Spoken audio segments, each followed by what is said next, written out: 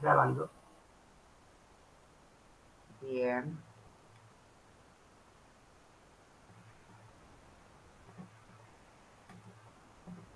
¿Se ve bien ahí, Rubén? Sí, sí, se ve bien. Bueno, esto es un poco difícil, siempre me resulta complicado porque yo tengo la pantalla, yo lo que veo es la pantalla completa y no los veo a ustedes. Por lo tanto, les pregunto, ¿existe alguna posibilidad que lo ponga de esta manera o que para que pueda verlos a ustedes o les resulta muy chico la imagen?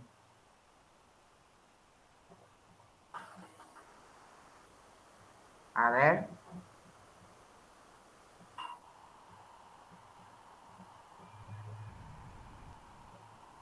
Bien, ninguno dice nada. Voy a ir por la opción grande. ¿Te parece, Sí, Rubén? sí, sí, sí, la opción grande es mejor. Bueno, lo que hemos visto hasta el momento, ustedes me pueden interrumpir en cualquier momento que tengan alguna duda.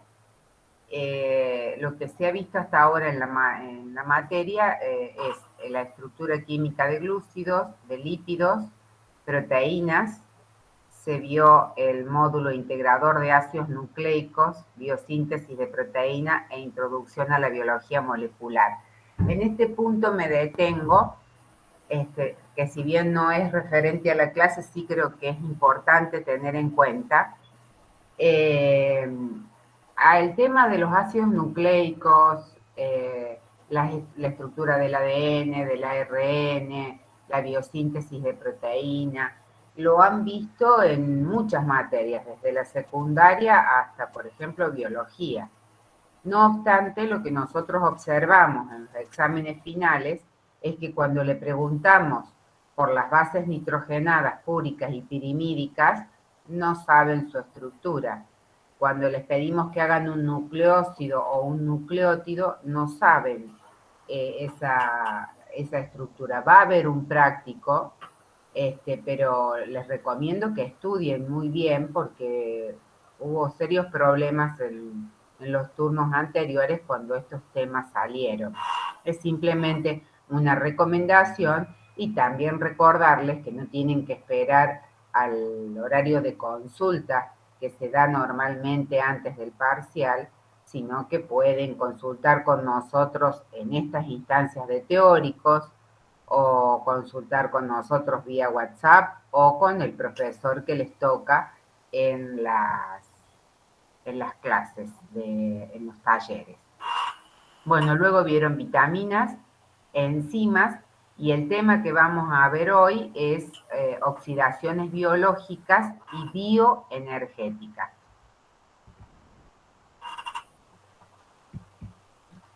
¿Cuáles son las expectativas de logro que nosotros tenemos y que queremos que ustedes consigan después de estudiar esta unidad? Y en este sentido, ustedes son los que tienen que decirnos a nosotros si esas expectativas de logro que acá les muestro se han logrado, valga la redundancia, si lo han podido llegar a esta meta, que es conocer los principios químicos y termodinámicos básicos, interpretar cómo la energía liberada en el transporte electrónico es empleada para producir ATP en el proceso de fosforilación oxidativa, reconocer las distintas etapas que conforman la cadena respiratoria y su importancia, la importancia de la cadena respiratoria en sí, en el mantenimiento de la vida celular. Queremos favorecer el trabajo intelectual independiente. ¿Esto qué significa? Que van a ver que en algunas partes del teórico yo voy a hacer mención a conceptos que se les han dado en introducción a la química y que ustedes tienen que volver a retomar esos conceptos si hoy por hoy no los recuerdan. Integrarlo con lo que vamos a ver ahora y tienen que ser capaces de explicarlo. Esta explicación tiene que ser tanto de tipo de manera escrita como de manera oral, porque tengan en cuenta que los exámenes, mientras sigamos en la virtualidad, van a ser de tipo oral y no sé cuándo volvamos a la presencialidad. Y queremos promover la elaboración de propuestas y el desarrollo de actitudes de investigación. Es decir, que en la propuesta está involucrado el sentido que tiene la cátedra de que ustedes sin miedo puedan de alguna manera darnos su opinión respecto a cómo se dictan las clases, a cómo podrían ser estas mejoradas, y qué temas les cuesta más de entender para buscar otras alternativas. El desarrollo de actitudes de investigación tiene que ver con el perfil de ustedes como odontólogos. Un odontólogo es un profesional que no solamente desarrolla sus actividades prácticas en el consultorio, sino que también tiene actitudes de investigación porque cada sujeto es único y frente a cada paciente se van a enfrentar con situaciones diferentes que tienen que ver con las características de la salud sistémica del individuo y de la salud bucal. Entonces, la actitud de investigación en ustedes, odontólogos, es muy importante que se mantenga siempre, pero siempre presente. Bueno, en esta clase vamos a ver sobre bioenergética. ¿Y qué es la bioenergética? Acá, como lo dice en su sentido más amplio, es la bioenergética, la aplicación de la termodinámica a los sistemas biológicos, es decir, a cada una de las células de nuestro cuerpo. Por lo tanto, eso incluye todas las transformaciones de energía que se producen en los seres vivos. Ya vamos a ver cuáles son esas transformaciones de energía que nosotros podemos producir. Entonces, recuerden, bioenergética está vinculado es la aplicación de la termodinámica a los cambios de energía que ocurren en nuestro organismo. Para eso vamos a tener que recordar elementos de la termodinámica y de la cinética bioquímica. Esos aspectos ya los vieron en el curso de introducción a la química, así que yo los voy a pasar rápidamente. Bueno, la termodinámica, como bien saben, es una rama de la física que estudia la energía y las transformaciones que la energía sufre. Sus principios básicos son aplicados a nuestro organismo, como ya dijimos anteriormente. Es decir, termodinámica y cambios energéticos están completamente relacionados. Para eso recordemos que existen dos leyes de la termodinámica. La primera ley, que es el principio de conservación de la energía, que nos dice que todas las formas de energía son interconvertibles y que la energía no se crea ni se destruye. ¿Queda claro? No se crea energía. La energía se interconvierte. Y vamos a ver más adelante qué posibles formas de interconversión energética tenemos. En la segunda ley de la termodinámica, que también se aplica a los seres vivos, es que la entropía del universo va en aumento. Cuando yo le decía que las energías se intercambiaban en nuestro organismo, que la energía no se crea ni se destruye, es importante tener en cuenta que para nosotros, para los seres humanos, la energía la tomamos como la capacidad para realizar algún trabajo. Ya vamos a ver qué se entiende por trabajo. En los procesos biológicos, tal como les dije recientemente y en acuerdo a la primera ley de la termodinámica, frecuentemente van a ver ustedes que ocurren conversiones energéticas. Por ejemplo, de energía química a energía térmica, que es el calor. De la energía térmica puede ir a la química, térmica a energía mecánica, como por ejemplo la contracción muscular, etcétera. Ya vamos a ir viendo los distintos tipos de energía, pero nuestro organismo continuamente las está intercambiando de acuerdo a las necesidades fisiológicas y vamos a hablar en un individuo que no tiene ninguna patología preexistente. Entonces, esa energía que se usa para realizar trabajo, ¿qué es eso que llamamos trabajo? Por ejemplo, el desarrollo y el crecimiento del organismo. la renovación de los tejidos. Recuerden que permanentemente células de nuestro cuerpo y de distintos órganos están muriendo por envejecimiento y nuevas células son reemplazadas. El mantenimiento de la temperatura corporal es una energía que se transforma en trabajo, la contracción muscular, la generación de impulsos eléctricos en el sistema nervioso, tanto a nivel central como a nivel periférico, y por supuesto el transporte de sustancias contragradientes a través de las membranas celulares. Esto seguramente lo han visto en la primaria. Tenemos dos tipos de organismos, los organismos autótrofos y los heterótrofos.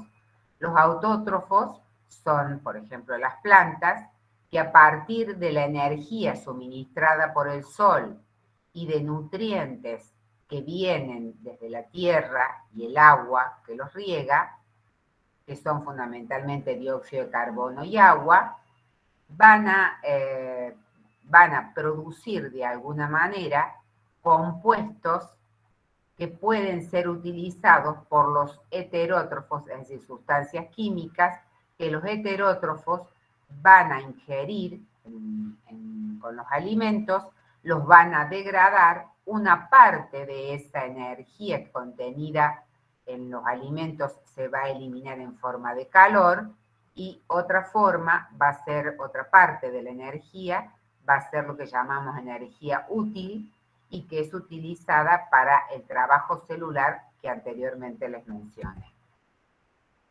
¿A qué consideramos energía química? Ustedes acá tienen la molécula de la glucosa, que ya la han visto en el primer teórico. Cuando hablamos de energía química nos referimos al movimiento y a la posición relativa que tienen estos átomos. Es decir, recuerden que todos estos son enlaces simples que pueden girar libremente, por lo tanto, estos grupos oxidrilos van a interaccionar entre sí. Recuerden que el oxígeno tiene una densidad de carga negativa, mientras que el hidrógeno tiene una densidad de carga positiva. Entonces, el movimiento de estos grupos va a hacer a la energía química interna que tenga el compuesto. También estos enlaces necesitan de energía para que se puedan mantener.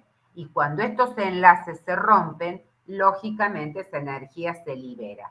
Y por supuesto, como les decía al principio, las interacciones que existen entre los grupos químicos, en este caso vamos a hablar de los oxidrilos, pero en otras moléculas vamos a ver que existen otros grupos químicos. Estos grupos químicos interaccionan entre sí. Entonces, todo ese conjunto, el movimiento de los átomos, los enlaces que los unen, la interacción entre los grupos químicos, hacen a la energía química interna que tiene una molécula.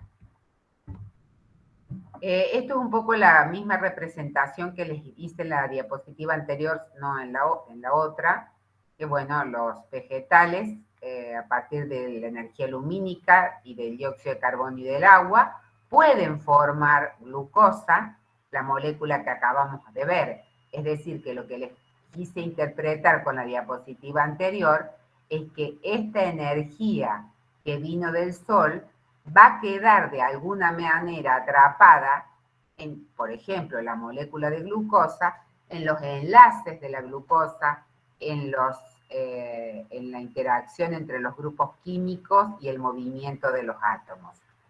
Luego, como les explicaba en la diapositiva de organismos autótrofos y heterótrofos, cuando esos alimentos son ingeridos, nuestro organismo, los organismos superiores, lo metabolizan, vuelven a liberar como producto final dióxido de carbono y agua, y la energía, parte de la energía se va como calor para mantener la temperatura corporal, y la energía útil, que es necesaria para la realización de trabajo, se almacena generalmente y en mayor proporción en forma del ATP, que ustedes ya han visto la estructura del ATP en los ácidos nucleicos.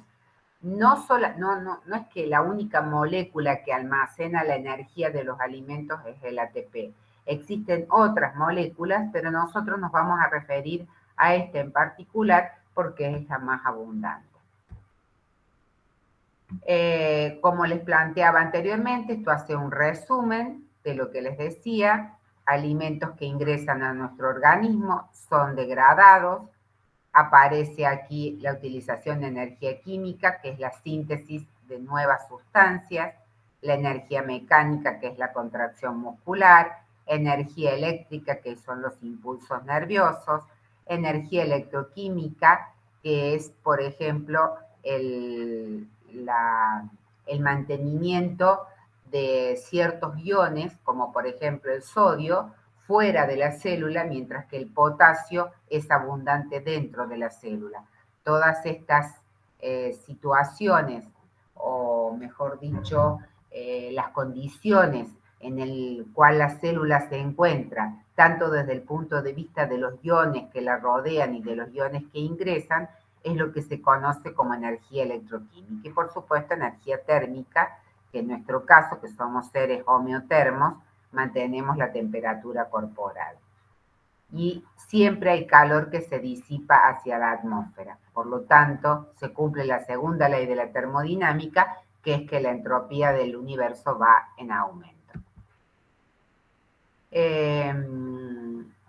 Bueno, vamos a ver un poquito de el ATP, que era, como les dije anteriormente, la forma de conservar la energía, la molécula que está en mayor concentración en nuestro organismo, ustedes lo vieron, está formado por una base púrica, que es la adenina, que está unida a su nitrógeno 9 a una D-ribosa, y la ribosa se une en el carbono 5 con 3 grupos fosfatos.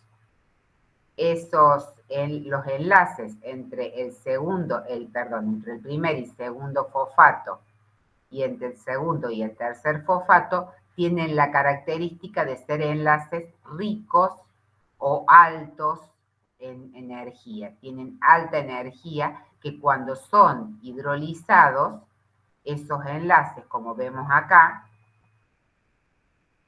que por acción del agua se hidroliza, se libera fósforo inorgánico y se libera una cierta cantidad de energía al medio. Les pregunto, ¿por qué estos enlaces son de alta energía? ¿Qué es lo que ustedes piensan?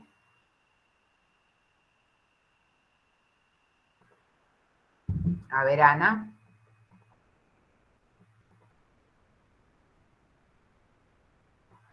Piensen, digan algo. ¿Por qué pueden ser enlaces de alta energía?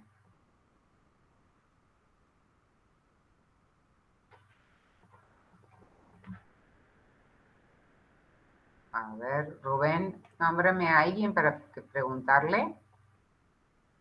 A ver, Valentina Benito. Valentina, es algo Sí.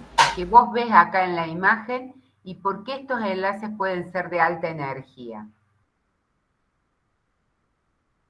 Fíjate, Valentina, que tenés acá oxígenos muy próximos entre sí, con una densidad de carga negativa muy alta. Fíjate acá lo que tenés. Tenés oxígenos con cargas negativas. ¿Qué está ocurriendo? ¿Qué pasa cuando las cargas negativas se enfrentan, dos cargas negativas? ¿Hay una acción de atracción o de repulsión, Valentina? ¿De atracción? Dos cargas negativas. Cargas de igual signo. Ah, perdón, de repulsión. Claro, está muy bien, Valentina. Es decir, como acá hay una alta densidad de cargas negativas, existe una fuerza, una fuerte carga o de repulsión entre estos oxígenos. Por lo tanto, estos enlaces, para poderse mantener unidos, estos fosfatos, requieren de mucha energía, que cuando son hidrolizados, Valentina, esa energía se libera. ¿Te das cuenta? Sí, ahora sí. Bien, por eso el ATP es una molécula, o lo que se llama la moneda energética más abundante de la célula. Veamos también el concepto de qué es una reacción endergónica y qué es una reacción exergónica, que acá muchas veces les cuesta entender el concepto. Una reacción endergónica es una reacción química que para que pueda ocurrir necesita obtener energía del medio. El ejemplo que les di recién es el de la fotosíntesis. Para sintetizar glucosa, esta planta, a partir de dióxido de carbono y agua, necesita que se le suministre energía, que es la energía lumínica. ¿Queda claro? Endergónico es toda reacción química que necesita aporte de energía de otra fuente externa.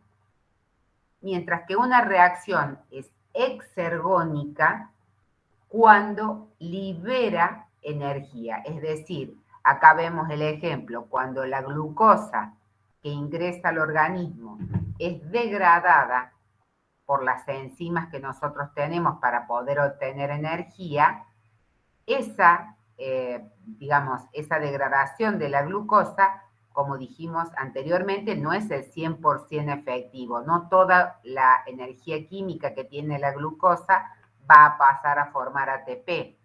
Solamente una parte forma ATP y la otra parte va a formar calor y también coenzimas reducidas que ya vamos a ver. Pero esta es una reacción de tipo exergónica.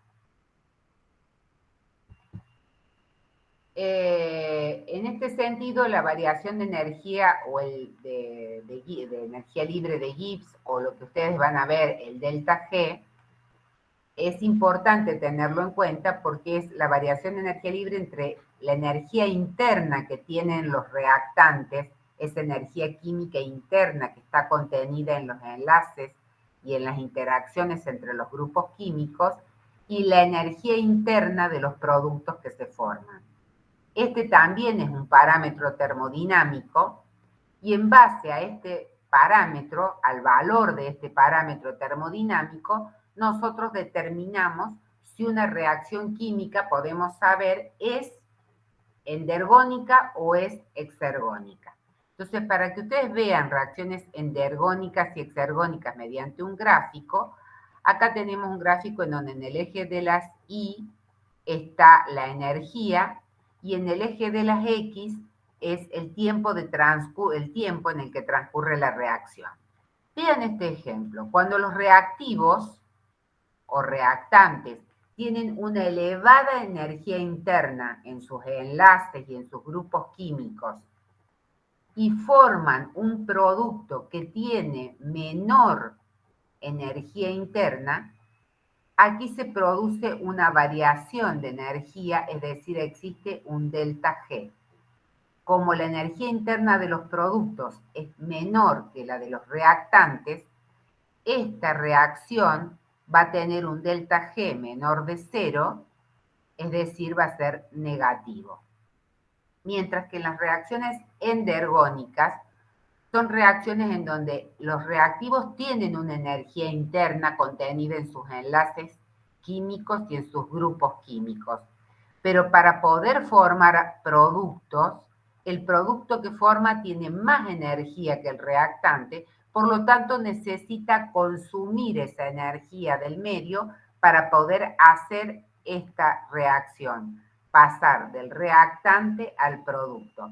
También vemos que acá existe una variación de energía libre entre la de los reactantes y la de los productos, que es delta G.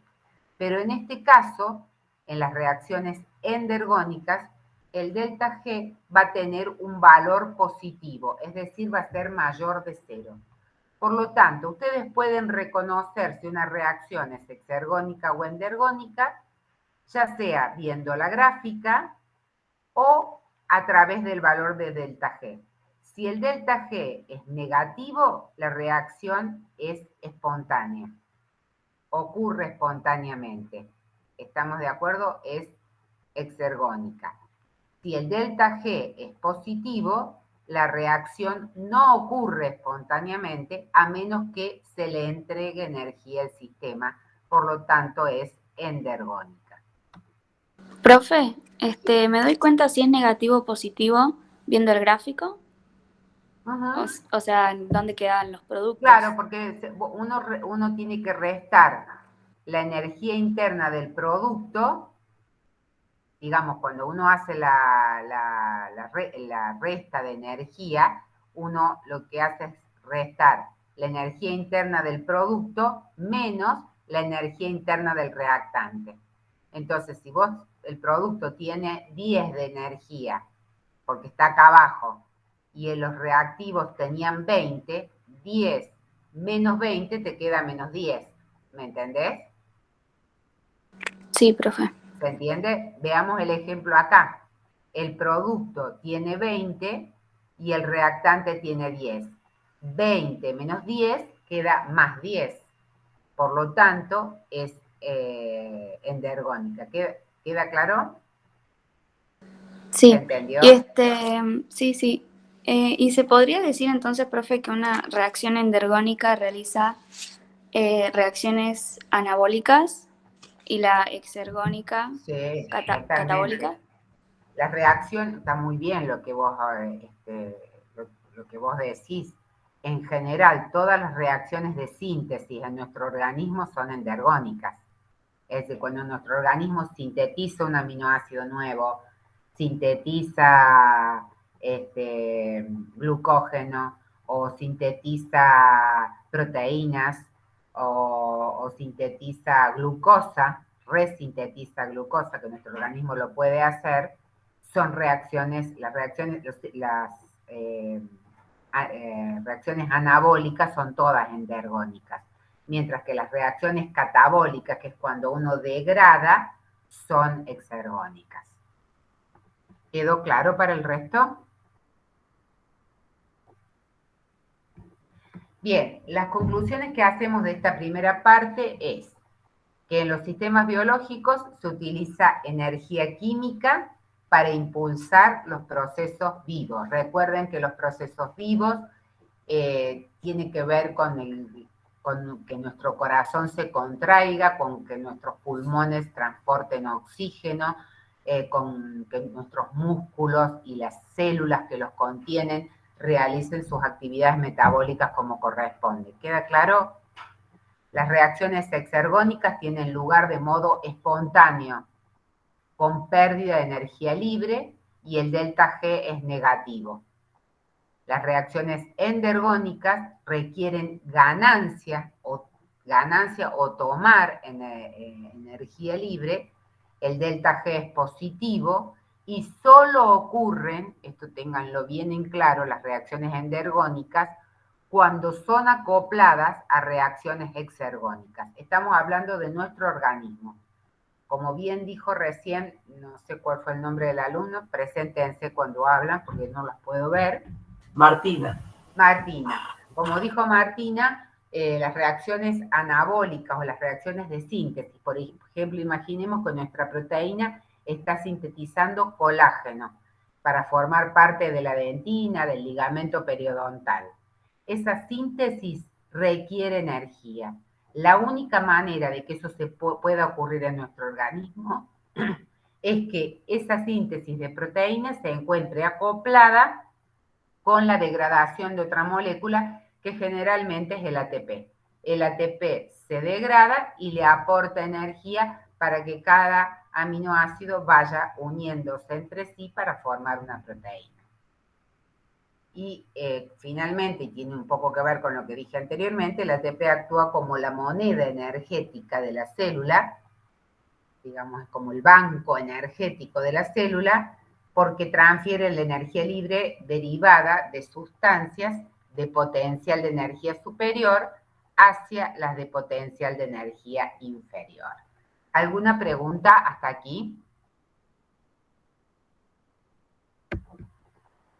Vamos a ver qué hace nuestro organismo.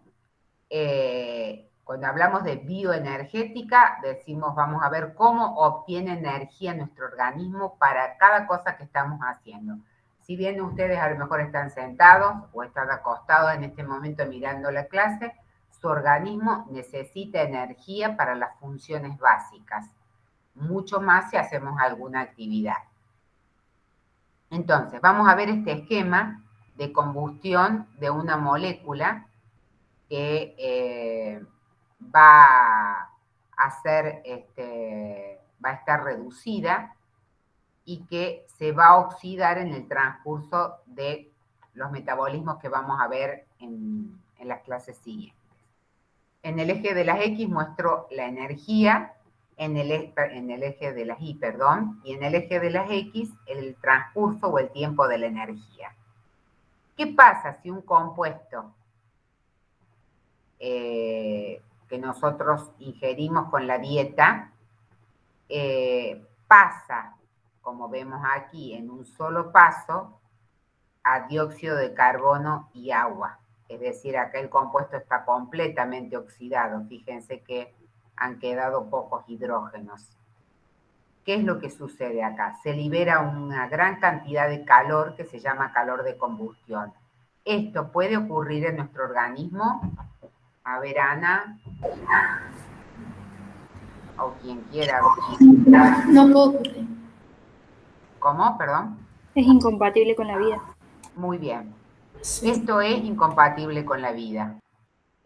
Si nosotros, por dos razones. Primero, que si se hiciera en una sola etapa, no se podría aprovechar para sintetizar ATP, que es la finalidad que tiene nuestro organismo cuando comemos, poder sintetizar ATP a partir de los alimentos.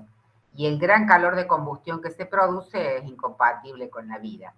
Entonces, esto que tenemos acá es lo que nosotros hacemos con los alimentos que ingerimos. Esto viene de la dieta o lo podemos tener almacenado en nuestro organismo en forma de glucógeno en el músculo, si no hemos comido, o en forma de triacilglicéridos en la grasa de depósito de reserva. Este oxígeno es el que viene con el aire que inspiramos. Es el oxígeno que va por sangre arterial y se distribuye a todos los tejidos. Y esto pasa dentro de la célula. Fíjense que este compuesto que está altamente reducido, ¿por qué se van a dar cuenta que está altamente reducido? Tiene todos hidrógenos, o no tiene oxígenos en este caso, va a ir siendo oxidado. Esa es la manera en que lo vamos degradando. Va siendo oxidado en etapas sucesivas hasta finalmente llegar a dióxido de carbono y agua. Esta oxidación escalonada hace que se vaya liberando en cada etapa de oxidación pequeñas porciones de energía que pueden ser utilizadas para sintetizar ATP y almacenadas para cuando lo necesitemos. ¿Queda claro? Sí, profe. Muy bien.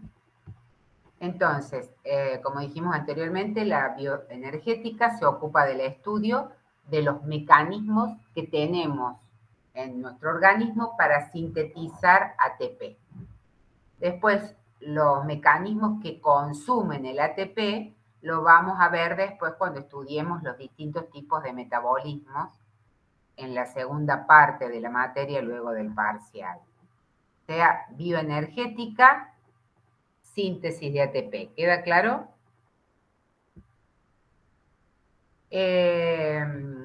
Como dijimos, en nuestro organismo las reacciones endergónicas, para que ocurran, lo hacen mediante la hidrólisis generalmente. Esto no ocurre siempre, pero en gran proporción, hidrolizando ATP.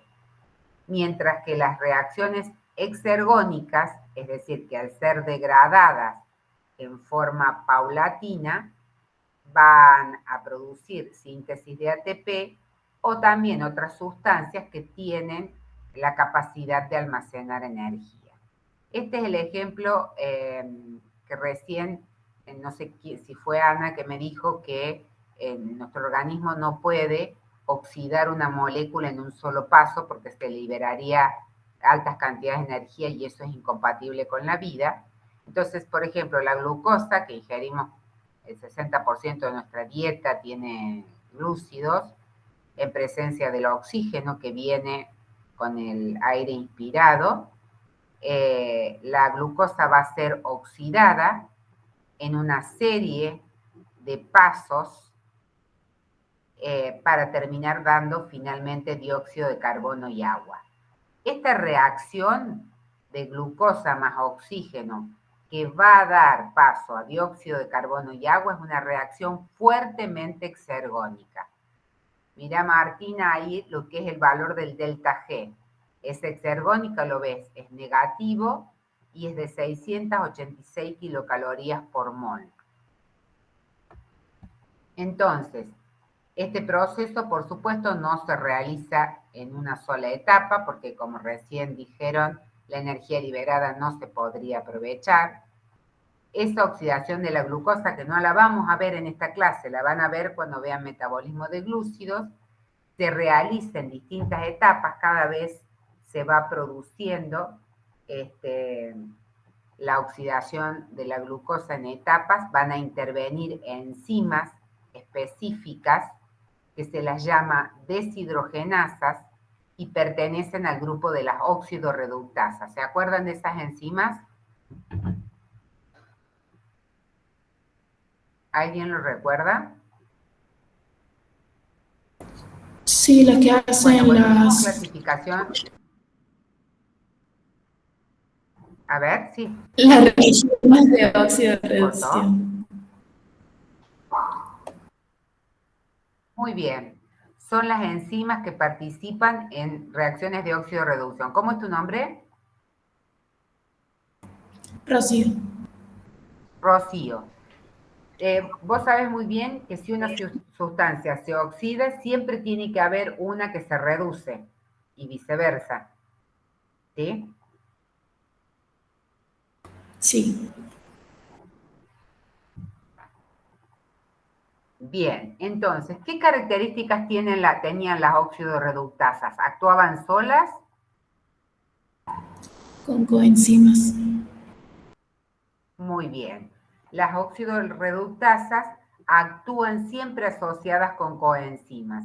Y las coenzimas son las que cumplen digamos, tienen un rol compensatorio de lo que le sucede al sustrato. Si el sustrato se reduce, la coenzima se oxida. Si el sustrato se oxida, la coenzima se reduce.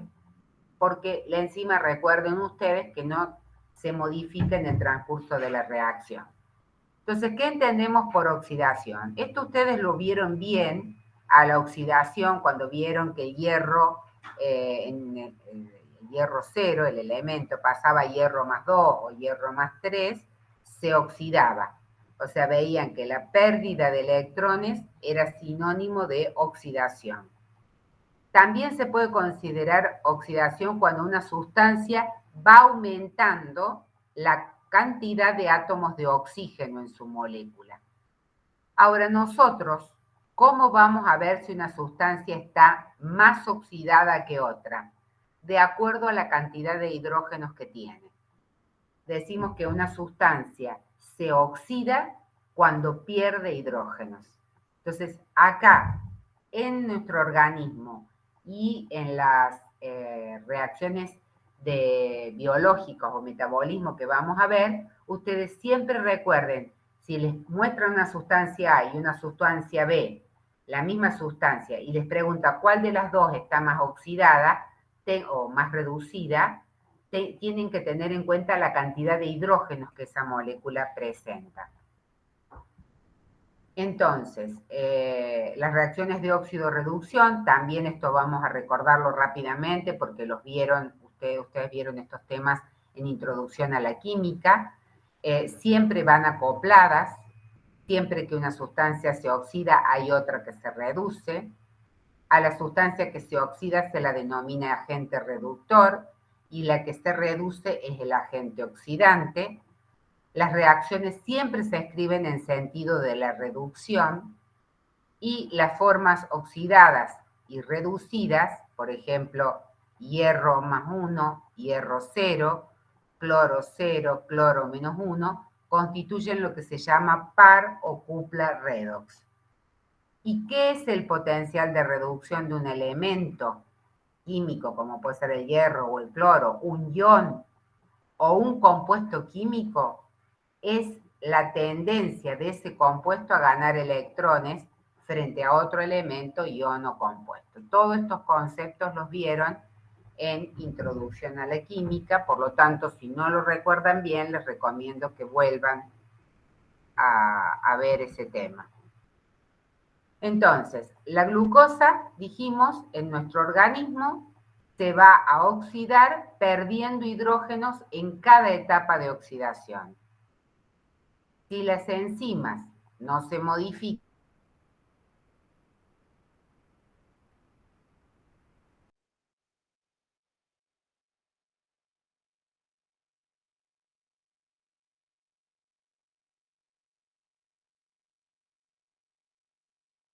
como bien dijimos acá, el NAD oxidado, NAD fosfato oxidado, FAD y flavina mononucleótido. Esta es la forma oxidada de las enzimas. ¿Qué pasa? Cuando una sustancia se reduce, las coenzimas, perdón, cuando una sustancia se oxida, cuando la glucosa se oxide en cada etapa, estas coenzimas se van a reducir, tomando los hidrógenos que perdió la glucosa. Yo hablo de la glucosa porque es el ejemplo que doy, pero también se puede aplicar a los ácidos grasos. ¿Queda claro? Entonces, la glucosa o cualquier sustancia se oxida, pierde hidrógenos y esos hidrógenos son captados por las coenzimas asociadas a esas enzimas que están en su forma oxidada y que al tomar los hidrógenos se reducen. En el caso del NAD y el NAD fosfato, no sé si Rubén vos les explicaste esto en las enzimas, en vitaminas. Sí, en vitaminas se las nombré simplemente, nada más. Demostré como ejemplos, se demostró como ejemplos como constituyentes que provienen de enzimas. Ah, perfecto. Entonces, la nicotinamida adenina dinucleótido, que deriva de las enzimas, de las vitaminas, o la flavina adenina dinucleótido, flavina mononucleótido, recuerden que son sustancias que derivan de las vitaminas. A ver, Rocío, ¿nosotros podemos sintetizar vitaminas? No, la ingerimos con la dieta. Perfecto. Entonces, la cantidad de coenzimas oxidadas que tenemos en nuestro organismo es limitada porque nosotros no las podemos sintetizar. Una vez que estas coenzimas se reducen, tiene que existir algún mecanismo que las vuelva a oxidar, porque nosotros no tenemos capacidad de sintetizarlas. En el caso del NAD y el NAD fosfato, se escriben de esta manera porque el NAD va a aceptar, recuerden que un hidrógeno está constituido por un protón y un electrón. Entonces, el NAD va a captar un hidrógeno completo más un electrón, dejando un protón libre. Y lo mismo va a pasar con el NAD fosfato reducido. En cambio, el FAD y la flavina mononucleótido, estos dos compuestos, van a alojar a los dos hidrógenos dentro de su molécula.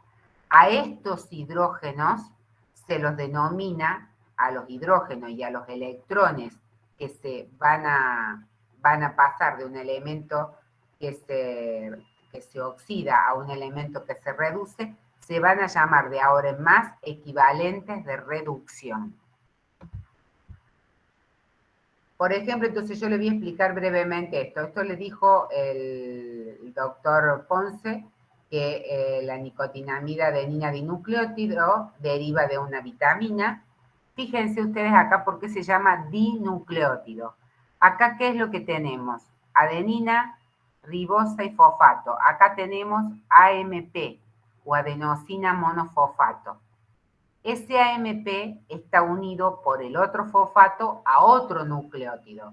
Y ese nucleótido está formado por la molécula de nicotinamida unida a su nitrógeno 1 a la ribosa y esta a un fosfato.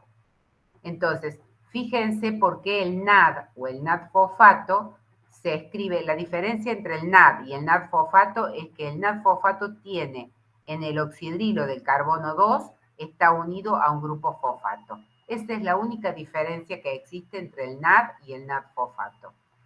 Dinucleótido, porque hay dos nucleótidos unidos entre sí. Entonces, fíjense por qué se escribe NADH más protón. Porque lo que va a captar los equivalentes de reducción va a ser la porción nicotinamida. Así está oxidada, de esta manera. Cuando toma un ion hidruro, es decir, un hidrógeno más un electrón, fíjense que acá se va a ubicar el hidrógeno que toma en el carbono 4 y esta carga positiva en el nitrógeno 1 va a desaparecer por acción del electrón. Entonces queda libre un protón.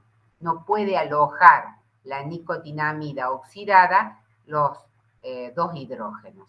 Entonces acá tenemos la nicotinamida reducida.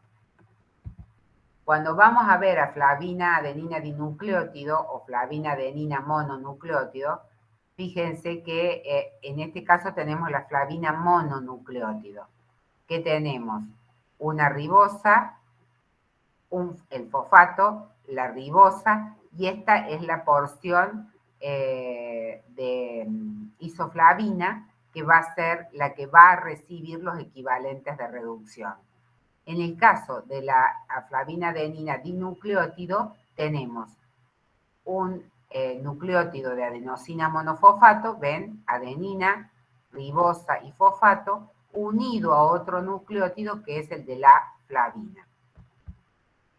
¿Qué es lo que pasa en la forma oxidada y reducida de la flavina del FAD o del FMN? Es lo siguiente. Fíjense, acá está la forma de la flavina oxidada. Presten atención en esta doble ligadura entre este nitrógeno y en este carbono del ciclo, del primer ciclo, y entre el nitrógeno y el carbono del segundo ciclo. ¿Qué es lo que va a pasar? Se van a romper esta doble ligadura. Esta doble ligadura va a resonar o se va a ubicar en otro sitio y fíjense, un hidrógeno se va a ubicar en este nitrógeno y otro hidrógeno se va a ubicar acá. Por eso, tanto el FAD como la flavina mononucleótido se escribe como FMH2 o FADH2. ¿Ven? ¿Dónde van ubicados los hidrógenos? Entonces decimos, esta es la forma oxidada y esta es la forma reducida porque es la que tiene más hidrógenos. ¿Les quedó claro? Bueno, como decía recién una de sus compañeras, en el catabolismo, cuando uno degrada glúcidos, lípidos y en algunos casos proteínas, en general las proteínas tienen más funciones estructurales, pero si la dieta no es buena, el organismo recurre a degradar las proteínas para obtener energía. En el catabolismo se va a producir como producto final dióxido de carbono, agua, en algunos casos va a ser amoníaco, y se va a sintetizar ATP, pero también se van a formar muchas coenzimas reducidas. Estas coenzimas reducidas, yo puse acá el NAD y el NAD-fosfato reducido, pero también puede ser el FAD o la flavina mononucleótido reducida. Entonces, dijimos anteriormente, o lo dijo Rocío Martina, nosotros no podemos sintetizar las vitaminas. A partir de las vitaminas se sintetizan las coenzimas. Si necesitamos coenzimas para poder oxidar los nutrientes y obtener energía. Por lo tanto, cuando las coenzimas se reducen, tiene que existir algún sistema que las vuelva a reoxidar para que siga funcionando el sistema de oxidación y la obtención de energía no pare nunca, ni siquiera cuando dormimos. ¿Queda claro eso? Sí, profe. ¿Sí? Entonces, ¿quién, digamos, qué sistema va a ser el responsable de quitarle los hidrógenos a las coenzimas reducidas. Recuerden que llamábamos a los hidrógenos y a los electrones equivalentes de reducción para oxidar esas coenzimas y que sigan participando en los metabolismos. Es un complejo multienzimático que se denomina cadena respiratoria. Ese complejo multienzimático está, formado por una serie de complejos que no están unidos entre sí, pero que sí están localizados muy próximos en la membrana interna de la mitocondria. Es decir, que fíjense la importancia de la mitocondria, porque es la mitocondria la que va a quitarle los equivalentes de reducción, es decir, los hidrógenos y los electrones, a las coenzimas reducidas y las va a volver oxidadas para que no se interrumpa nunca la degradación de moléculas que nos proveen energía.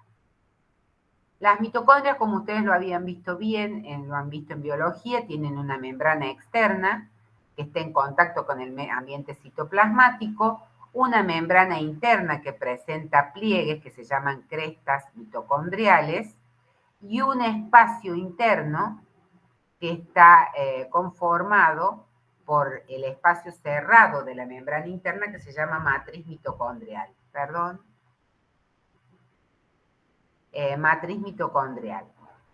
Y después tenemos este espacio entre la membrana externa y la membrana interna que se llama espacio intermembrana. Muy bien, ¿dónde se van a localizar los complejos de la cadena respiratoria encargada de reoxidar las coenzimas reducidas? Va a ser en la membrana interna. ¿En dónde van a ocurrir los metabolismos que degradan completamente a la glucosa o que degradan completamente a otros compuestos? En la matriz mitocondrial. Entonces, en la matriz mitocondrial se forman las coenzimas reducidas. Y ahí nomás, al lado, tienen a la cadena respiratoria que las vuelve a reoxidar. ¿Quedó claro, Rocío? Sí, profe. Esos complejos que forman parte de la cadena respiratoria se van a ubicar de manera ordenada de menor a mayor potencial de reducción. Recordemos que el potencial de reducción es la avidez o la tendencia que tiene una sustancia a captar electrones. Entonces va a ir desde el que tiene menor capacidad o tendencia de captar electrones al de mayor potencial de reducción. Estos puntos verdes ya vamos a ver qué significan, no representan a la cadena respiratoria, ya lo vamos a ver más adelante.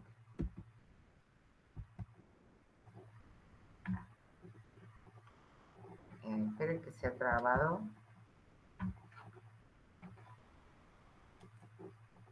Perdón.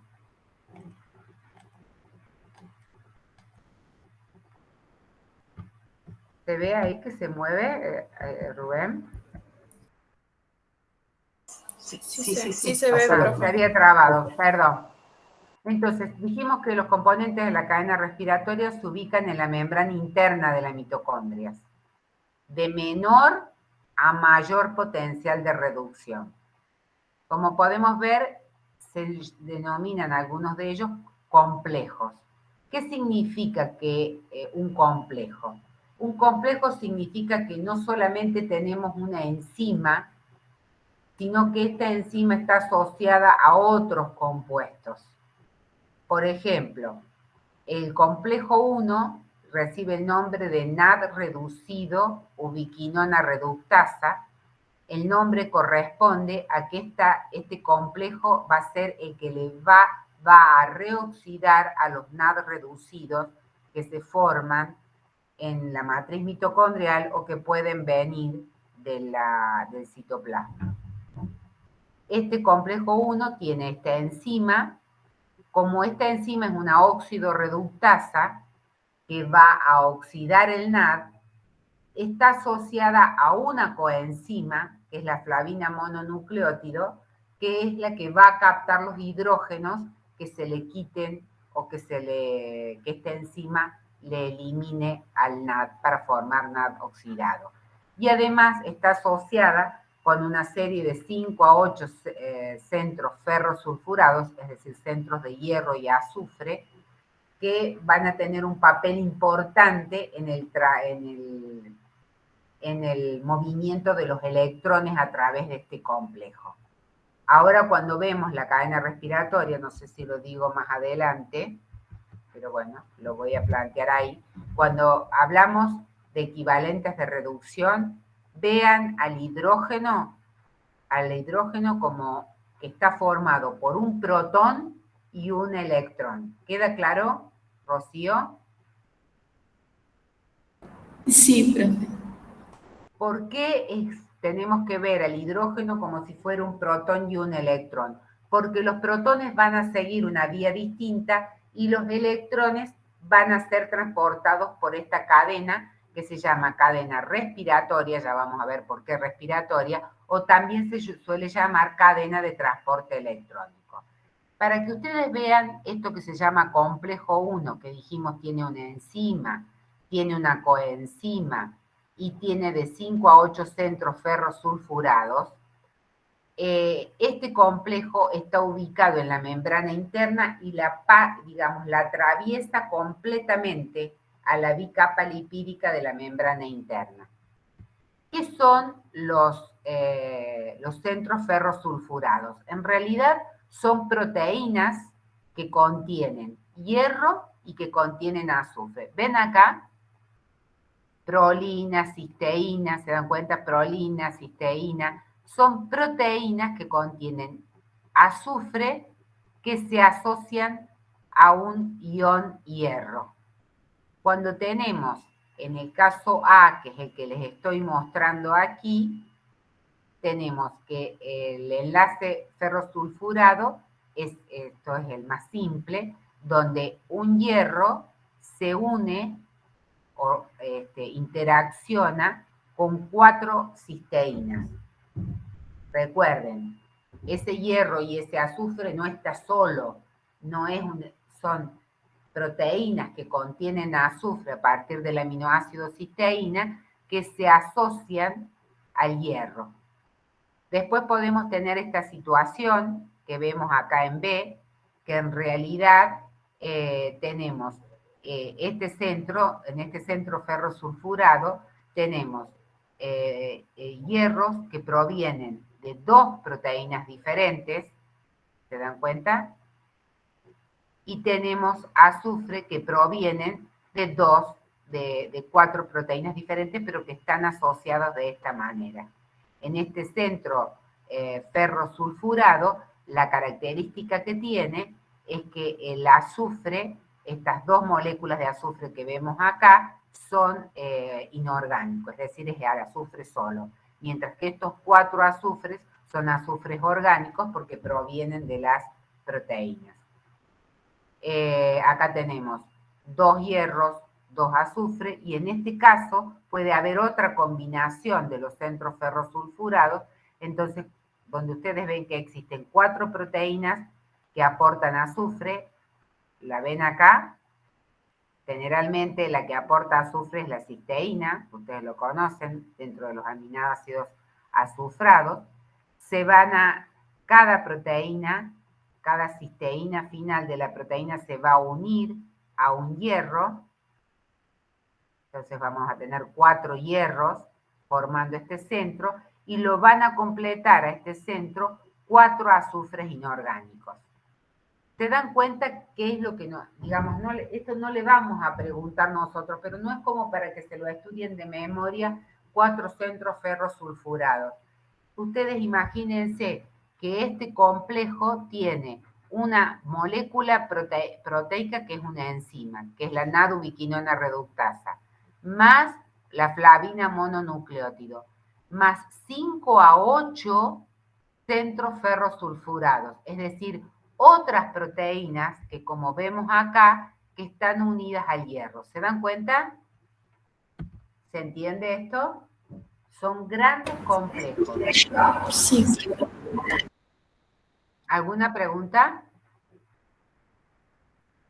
El complejo 2 también es un gran complejo que se encuentra en la membrana interna de las mitocondrias, que tiene una enzima que se llama succinato biquinona reductasa, que es una enzima que tiene la capacidad de reoxidar el FAD y la flavina mononucleótido reducida. Está asociada a FAD y tiene un poco menos, es un poco más chica que el complejo 1, solamente 3 centros ferrosulfurados. ¿Por qué lo ponemos uno arriba de la otra? Porque tienen el mismo potencial de reducción.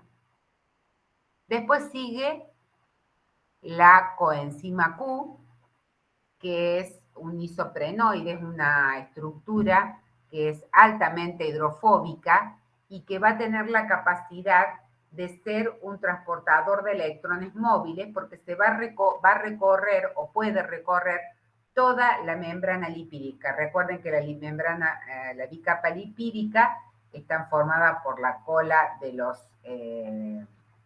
los lípidos complejos.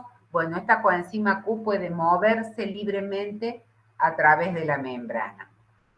El complejo que le sigue es el complejo 3, que también es un complejo grande y que atraviesa toda la membrana interna de la mitocondria. Está formada por una enzima que es la ubiquinona citocromo C reductasa, tiene centros ferrosulfurados y tiene hemoproteínas, que son los citocromos. Es decir, proteínas que tienen grupos hemo parecidos al que ustedes vieron cuando estudiaron la hemoglobina. Este compuesto, el complejo 3, se caracteriza por tener el citocromo B566 y el citocromo B562 y el C1. El que sigue no es un complejo, es una hemoproteína sola que se llama citocromo C y que está ubicada en la membrana interna, pero mirando hacia el espacio intermembrana. Y finalmente, el último complejo también es grande, ocupa todo el ancho de la membrana, que es el complejo 4. La enzima que lo forma es la citocromo oxidasa, y acá tiene también hemoproteínas, que es el citocromo A, A3, que tienen la característica de estar asociadas al cobre. Y finalmente, el complejo 4 le va a ceder los electrones al oxígeno para poder transformarlo en agua. Es decir, un átomo de oxígeno va a recibir 2 electrones para transformarse en una molécula de agua. Este es el ordenamiento que tienen los componentes de la cadena respiratoria. ¿Qué es lo que sucede o cómo se transportan los equivalentes de reducción?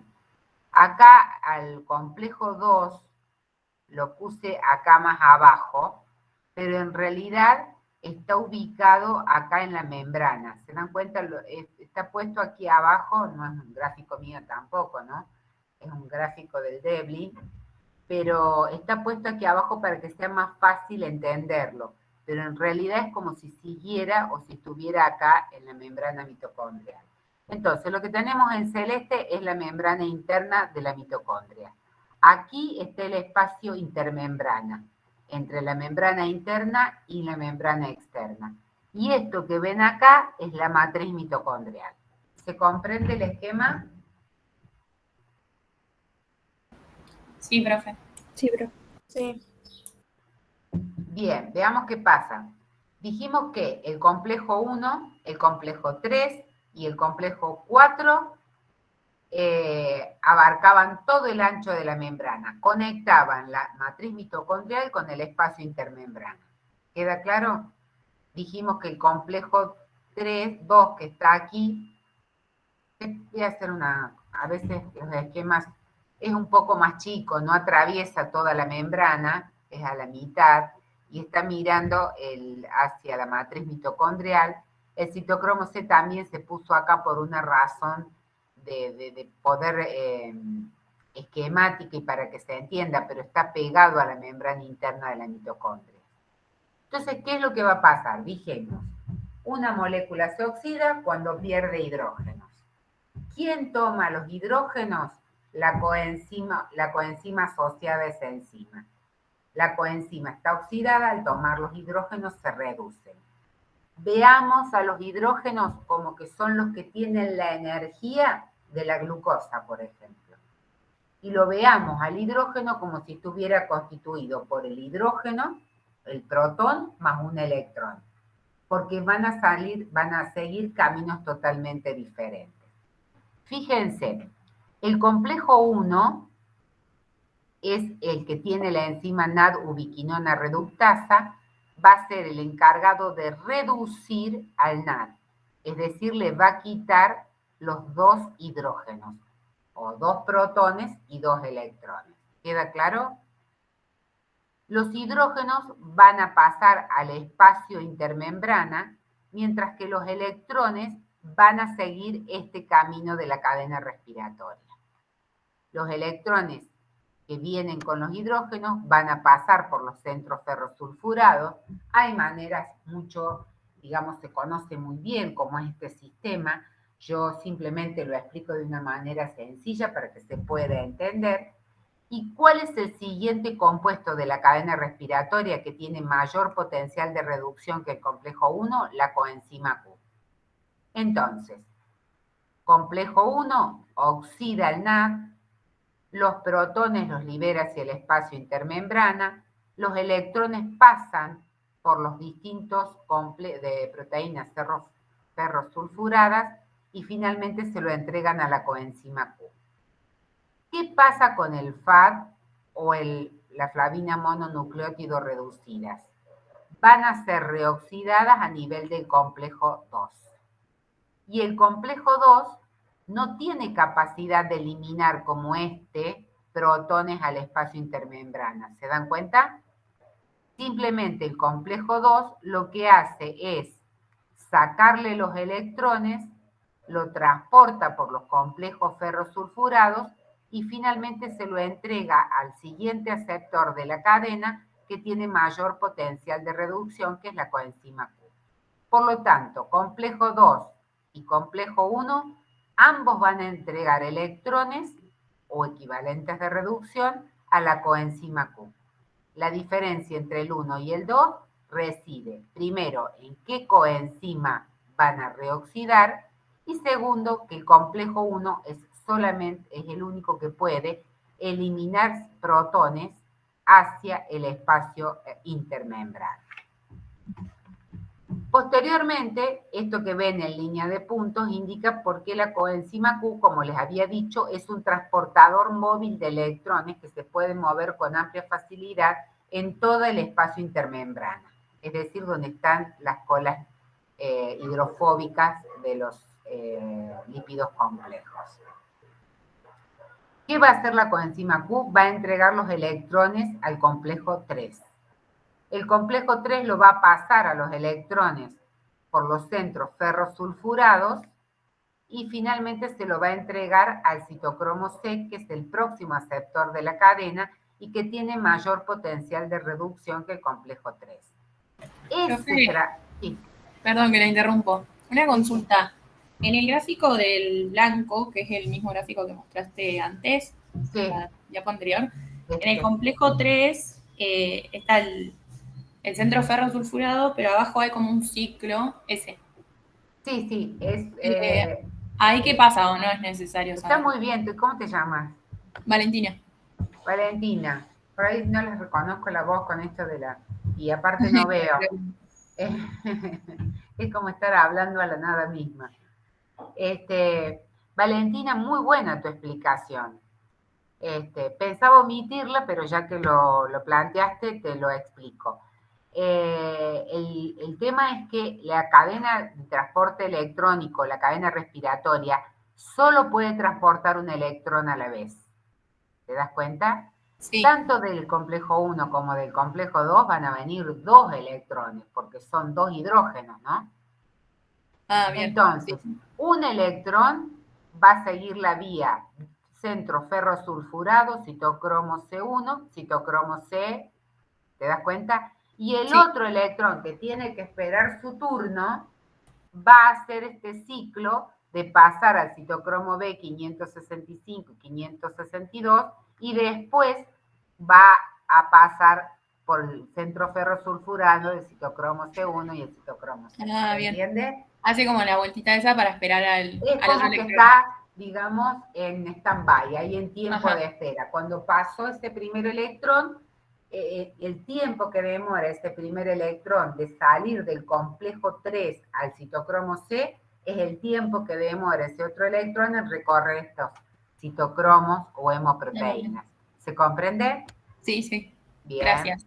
No, de nada. Entonces, en el caso del complejo 3,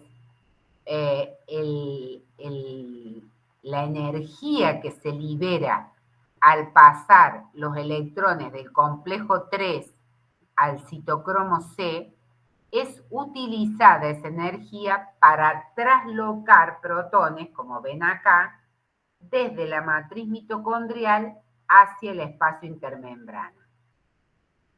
Acá la energía que se libera del pasaje de la coenzima Q al complejo 3 es una energía importante, pero no permite la liberación de protones porque no hay por dónde pasar.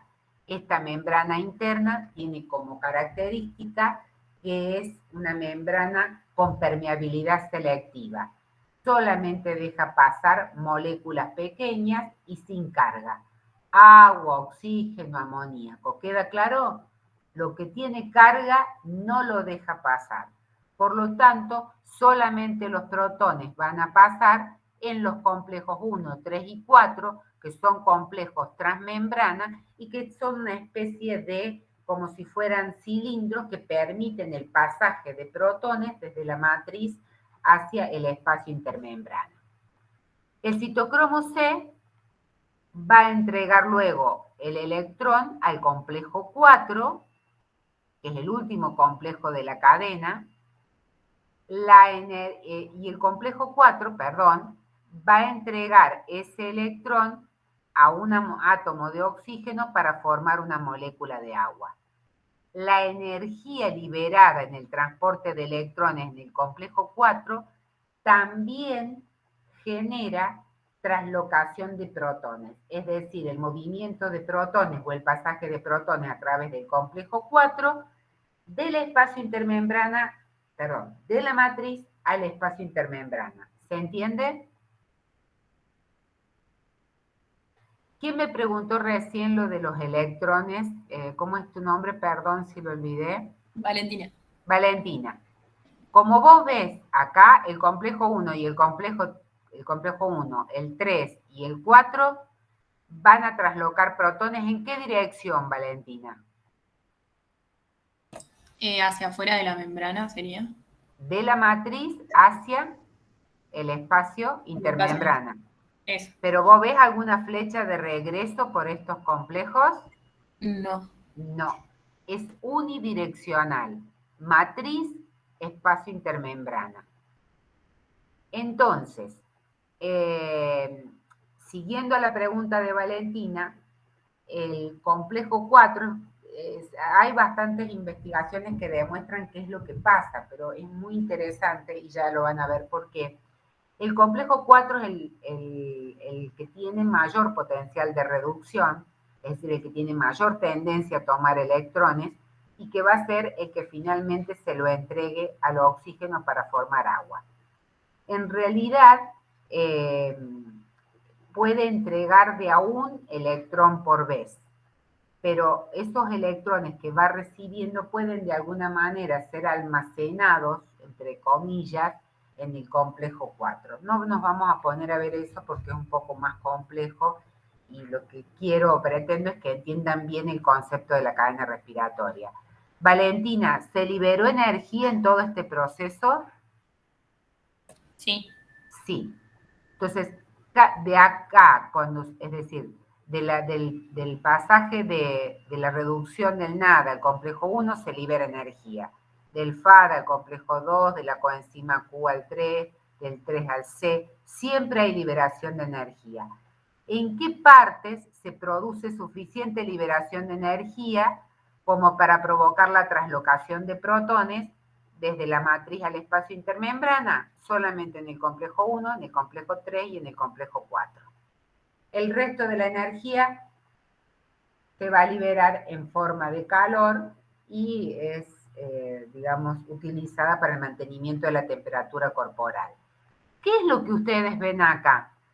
¿Qué va a pasar cuando un compuesto oxidado se reduzca en la cadena respiratoria y termine formando agua?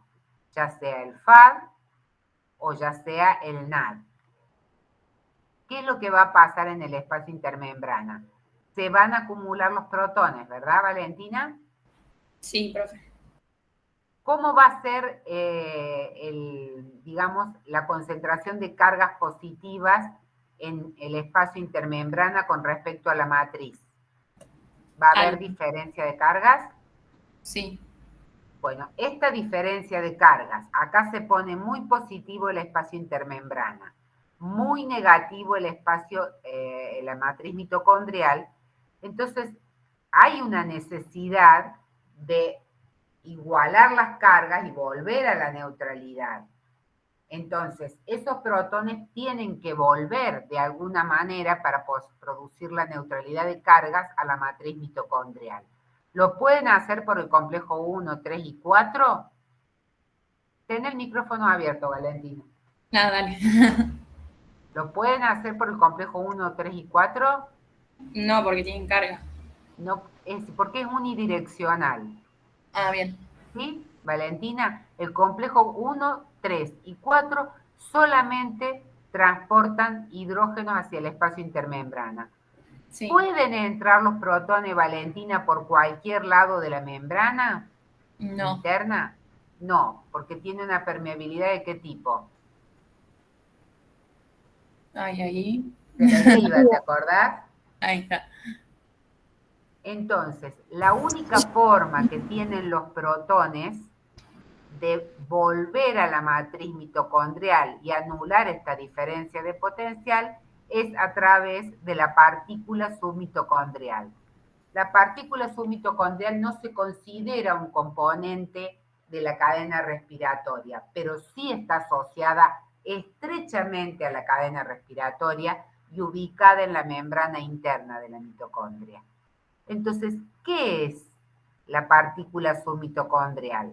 Son proteínas, que ya vamos a ver, que forman una especie de cilindro en la membrana interna mitocondrial que permite el regreso de los protones a la matriz para anular la diferencia de potencial. Y esto que vemos esquemáticamente como F1 es una enzima que se llama ATP sintetasa, que utiliza la fuerza motriz, la velocidad o la fuerza motriz del ingreso de protones para mover la porción F1 y sintetizar ATP a partir de ADP más fósforo inorgánico. ¿Se dan cuenta de esto? Sí. Entonces, ¿quién tenía la energía, Valentina? La energía de la glucosa, dijimos, veámosla en los hidrógenos. La glucosa se oxidó y cuando se oxidaba la glucosa se reducían las coenzimas. ¿Quiénes tienen la energía de la glucosa? En el NAD o en el FAD. Los ¿Dónde protones. están? Los protones. ¿De dónde venían esos protones? De la oxidación de la glucosa. Muy bien, de la oxidación de la glucosa. Entonces, esto es energía, el protón es energía. ¿Qué va a pasar? La cadena respiratoria transporta protones. No. Sí, y electrones. Protones, este transporte así, en este sentido, transporta protones en este sentido. Ah, no, perdón, electrones. Bien, entonces, ¿qué hace la cadena respiratoria? Está ubicada, está formada por distintos complejos de menor a mayor potencial de oxidación, transporta electrones que van a formar finalmente, esos electrones van a pasar al oxígeno, que con 2 protones van a formar agua. ¿Queda claro? Sí, profe. Y trasloca protones al espacio intermembrana. Cuando esos protones vuelven, pueden hacerlo solamente por la partícula submitocondrial, que la energía motriz de movimiento de protones a través de la membrana hacia la matriz mitocondrial va a hacer girar esta ATP sintetasa para formar ATP. ¿Queda claro?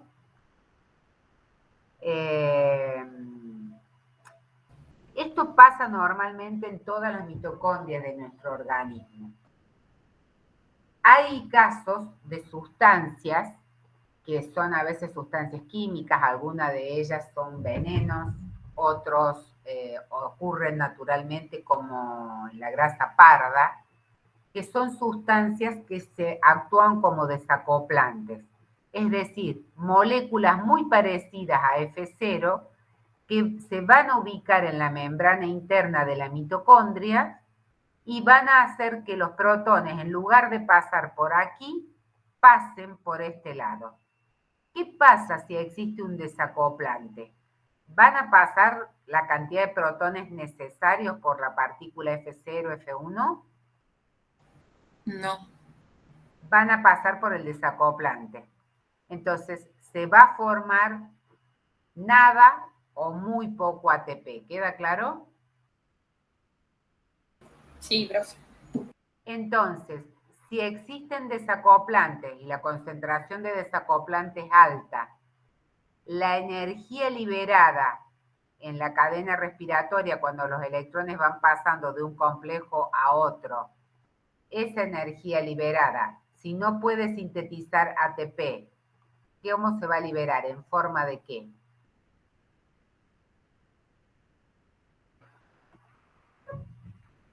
Ya lo habíamos visto arriba. De calor, muy bien. La grasa parda, que se llama parda porque es marrón y tiene mucha cantidad de mitocondrias, que es muy abundante en el bebé recién nacido, en el neonato, porque no tiene buena capacidad a nivel del sistema nervioso central para controlar la temperatura corporal. Entonces, el neonato tiene una gran cantidad de grasa corporal, grasa parda, perdón, que se ubica en el esternón, ya lo vamos a ver en otras partes del cuerpo. Lo que tiene esa grasa parda es un desacoplante natural, por lo tanto, toda la energía liberada en el transporte de electrones sirve para, se libera como calor, no sintetiza energía.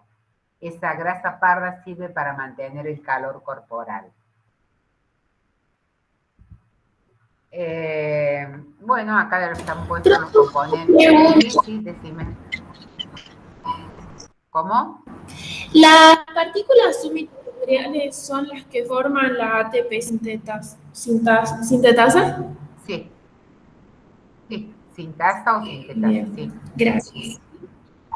Ahí la vamos a ver en detenimiento. Bueno, acá están los componentes de la cadena respiratoria, con todas las características que yo recién les mencioné. En este gráfico, no es un gráfico, pero es un esquema de la mitocondria en un corte transversal visto desde arriba. Vemos la bicapa lipídica, podemos ver que acá ocurren los metabolismos y se forman las coenzimas reducidas. Entonces vamos a ver acá, este es el complejo 1, ¿ven? Que atraviesa toda la membrana. Simplemente lo puse para que vieran otras formas esquemáticas. Ven el complejo 2, que está pegado a la membrana interna de la mitocondria, pero mirando hacia la matriz. La coenzima Q, el complejo 2, el citocromo C, el complejo 4 o citocromo oxidasa, que es el que le va a entregar los electrones al oxígeno para formar agua. La línea en roja indica cómo va a ser el movimiento de los electrones. La flecha en verde indica cómo van a salir por el complejo 1, 2 y 3 los protones al espacio intermembrana. Y acá en verde tenemos la partícula submitocondrial con este canal que atraviesa toda la membrana interna, el círculo este que representa la ATP sintasa, y la flecha invertida en negro indica el sentido en el que van a volver los protones a la matriz mitocondrial para anular la diferencia de potencial que se creó acá cuando se transportaban electrones en la cadena respiratoria. Esto que se muestra acá es abajo, digamos, abajo, es como para que ustedes tengan una idea completa que los complejos no están unidos entre sí, pero que hay muchos complejos de cadena respiratoria y de ATP sintasa en la cadena, en la membrana interna de la mitocondria. Esta es otra forma de representarlo. Creo que tenía una animación, pero que ahora no sale. Y un poco explicar por qué, digamos, el NAD tiene que pasar por el complejo 1, la coenzima 2, el complejo, complejo 1, coenzima Q, complejo 3, citocromo C, complejo 4. ¿Por qué pasar por tantos complejos? Dijo recién Valentina, porque cuando los electrones pasaban de complejo a complejo, se producían pequeñas liberaciones de energía. Fíjense ustedes, acá tienen la fórmula. ¿Qué pasaría si el NAD reducido se oxidara en un solo paso? Se liberaría el delta G de estas reacciones de menos 52,58 kilocalorías por mol. Esta cantidad de energía es impresionante, se liberaría de golpe en un solo paso, y entonces esa brusca liberación de energía no podría ser aprovechada para la síntesis de ATP o para realizar trabajo. Entonces, como conclusión, la cadena respiratoria, que es lo que acabamos de ver, permite que se libere esta energía, esta 52,58 kilocal por mol, se libere completamente, pero de forma gradual, desde el complejo 1 hasta el complejo 4. ¿Se comprendió?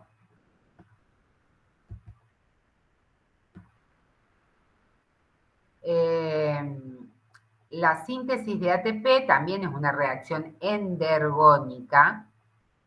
Si ustedes pueden ver, está muy cerquita acá, el delta G es positivo, 7,3 kilocalorías por mol, es decir, para formar ATP a partir de ADP más fósforo inorgánico, se necesita entregar al sistema 7,3 kilocalorías por mol. En general, el proceso de síntesis que mayor cantidad de ATP produce en las células se llama fosforilación oxidativa.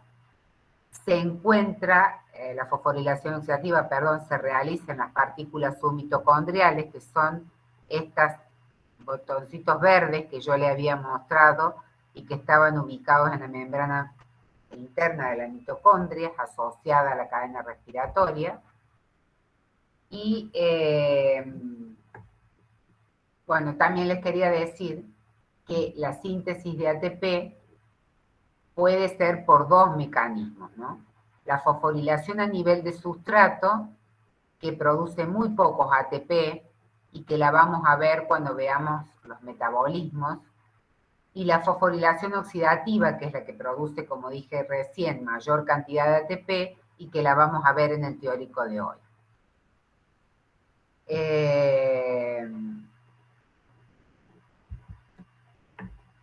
Como habíamos visto anteriormente, existen 3 sitios de la cadena respiratoria en donde se produce la suficiente liberación de energía en el transporte electrónico como para traslocar protones desde la matriz mitocondrial hasta el espacio, desde la matriz al espacio intermembrana. Habíamos dicho complejo 1, complejo 3 y complejo 4. Habíamos dicho que esta concentración de protones en el espacio intermembrana generaba una diferencia de potencial con cargas muy positivas en este espacio y negativas con respecto a la matriz, o también lo podemos ver con un pH ácido también en el espacio intermembrana y un pH más alcalino en la matriz mitocondrial. Estos protones van a regresar para anular la diferencia de potencial, como habíamos dicho, por la partícula submitocondrial, que está formada por 2 subunidades. F0, proteínas que se ubican en todo el contorno, en todo el ancho de la membrana, y F1, que es la ATP sintetasa. Hubo varias teorías anteriormente, no las vamos a mencionar, simplemente esto que yo les acabo de mostrar y que les muestro aquí, Esto se llama teoría quimiosmótica de Mitchell, que es la fuerza o la acumulación de protones en el espacio intermembrana por acción de la cadena respiratoria. Cuando estos protones pasen a la matriz, van a dar la energía suficiente para que la reacción endergónica ATP más fósforo inorgánico forme ATP. Fíjense acá cómo está la ATP sintetasa. Esta reacción esquemática la tenemos de esta manera. Tendría que estar invertido el gráfico, porque acá está el espacio intermembrana, ¿lo ven? Acá, ¿lo ven? ¿Lo ubican? Y aquí se encuentra la matriz mitocondrial. Entonces, tenemos la bicapa lipídica de la membrana interna y tenemos el complejo F1, que está constituido por un conjunto de 9 polipéptidos, ¿no es cierto? Perdón, el complejo F1 son los 9 polipéptidos que están acá, y el complejo F0 que actúa de alguna manera como un vástago que va a conectar a ambas partículas y que va a producir o que va a favorecer la entrada de protones. Fíjense, no me voy a detener en las subunidades que lo conforman, al complejo F1 o al complejo F0, sino que simplemente les voy a explicar cómo pasan los protones desde el espacio intermembrana hacia la matriz mitocondrial. Véanlo acá en rojo. Estos protones pueden pasar a través de la partícula F0 hacia la matriz mitocondrial. Como yo les dije, la corriente producida por los protones va a girar esta proteína gamma, que actúa como una máquina rotatoria, que va a hacer que la partícula F1 gire en diferentes posiciones para poder sintetizar ATP. Por otro lado, tenemos otros complejos de transmembrana que van a favorecer el funcionamiento de la ATP sintetasa. Uno es la adenosina nucleótido traslocasa, que es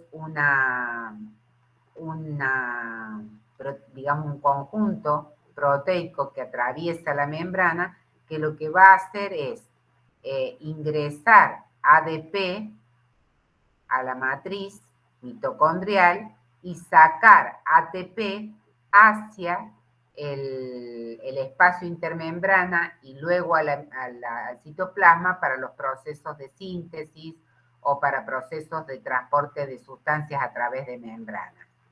Por otro lado, tenemos acá, por un lado, la adenosina nucleótido traslocasa, recordemos, va a ingresar ADP a la matriz y va a sacar el ATP que forma la ATP sintasa hacia el espacio intermembrana y luego a la matriz. Y tenemos otra conjunto proteico de transmembrana, que es la fosfato traslocasa, que lo que va a hacer es introducir fósforo inorgánico del espacio intermembrana a la matriz y también introducir protones hacia la matriz. ¿Queda claro? Acá vemos hacia la izquierda las imágenes microscópicas de cómo se ven las partículas submitocondriales ubicadas en la membrana interna de la mitocondria, y a la derecha la foto de Humberto Fernández Morán, que es la persona, el científico que descubrió este tipo de partículas y descubrió la manera de cómo nuestro organismo, en definitiva, aprovecha la energía sintetizada por las plantas o por los alimentos, los transforma finalmente en ATP, que es la forma de aprovechar la energía que tiene nuestro organismo. ¿Qué le pasa a la partícula submitocondrial, a la zona de la partícula F1, que es el globito que veíamos, y que se va a ir moviendo a medida que van pasando los electrones del espacio intermembrana a la matriz mitocondrial. Esta va a ir cambiando la conformación de esta proteína en 3 estadios. En el estadio 1 va a tener una conformación, el complejo, que va a permitir el ingreso de ADP y de fósforo inorgánico. Luego, el paso de los protones va a hacer que gire la partícula F1 y cambie de alguna manera la conformación como la vemos acá en el paso 2, que se sintetiza el ATP, es decir, se aprovecha la energía del pasaje de protones para tomar las 7.3 kilocalorías por mol y formar el ATP. Pero ven que todavía queda unido el ATP a la partícula, a la porción F1 de la partícula submitocondrial. Al pasar otro electrón, hace que cambie la conformación de esta partícula y se libere el ATP hacia la matriz mitocondrial. Una vez que se libera en la matriz mitocondrial, ese ATP pasa, se puede usar ahí, pero generalmente pasa por la adenosina nucleótido traslocasa hacia el espacio intermembrana y finalmente el citoplasma. Acá tenemos otro esquema de la síntesis de ATP. Como ustedes pueden ver, cuando va rotando F1, cada vez que rota va adquiriendo diferentes conformaciones, pero siempre en un extremo se está uniendo ADP más fósforo inorgánico, se está formando ATP, se está liberando ATP. Pero ven, continuamente esta máquina rotatoria va uniendo ADP más fósforo inorgánico a medida que van pasando los protones, forma ATP y el ATP se va liberando. En general se lo denomina a esta forma marcada en azul, forma laxa o relajada, que es cuando se combinan ambos compuestos.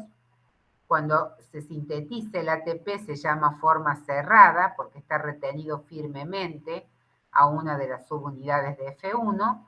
Y finalmente en verde se llama forma relajada, que es cuando la subunidad proteica cambia su conformación y permite que el ATP se libere. ¿Cuál es el rédito de ATP en la fosforilación oxidativa? En general, sustratos que ustedes van a ver más adelante, como piruvato, alfa-cetoglutarato o hidroxiacil-CoA, que lo van a ver en metabolismo de glúcidos y lípidos, van a formar gran cantidad de NAD, y el NAD forma 3 ATP. Por cada NAD que se oxida en la cadena respiratoria se forman 3 ATP. Mientras que otros sustratos, que van a ver más adelante, succinato, acilcoenzima, glicerol, fosfato, cuando se oxidan van a formar FAD. Y el FAD en la cadena, cuando se oxide el FAD en la cadena respiratoria va a formar solamente 2 ATP. ¿Alguien puede explicar por qué el NAD reducido al entrar a la cadena respiratoria sintetiza 3 ATP y el FAD o la flavina mononucleótido sintetizan 1 menos?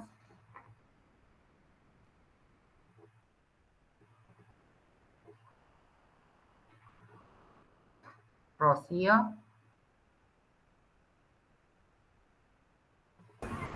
No sé, profe.